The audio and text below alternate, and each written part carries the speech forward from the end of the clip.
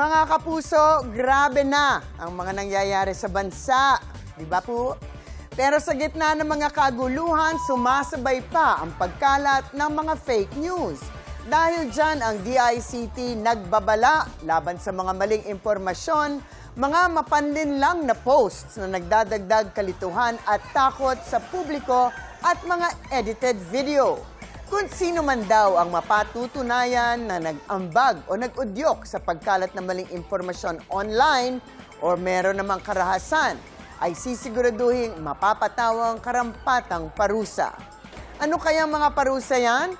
Ask me, ask Attorney Gabby.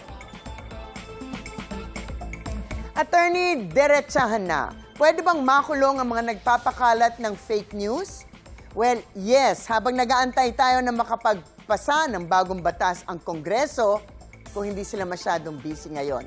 Ukol sa fake news, meron pa namang mga dating batas na maaaring gamitin para sa mga fake news na ito. Hindi man bago ang masamang gawain na pagpapakalat ng fake news, lalo na nga yung paninira sa ibang tao o yung mga may malicious intent na gumagawa ng gulo, ibang klase na ang pagkalat ng balita na ito in the age of the internet. Ang bilis at ang lawak ng scope ng fake news, kaya't ang posibleng damage niya ay malaki at malawak din. So ang unang batas na yan ay ang Article 154 ng Revised Penal Code na, naku, ito yata more than 100 years old. O ang krimen na paggamit ng kahit na anong means of publication ng fake news na maaaring panganib sa public order or damage sa estado. Ang penalty dito ay aresto mayor or kulong ng 1 to 6 months at meron ding fine mula 40,000 pesos to 200,000 pesos. And of course, kung ang malisyosong pagpapalaganap ng fake news na ito ay nakakasira naman sa reputasyon ng isang pribadong tao, maaari pati itong maging kaso ng libel sa ilalim ng Article 355 ng Revised Penal Code pa rin.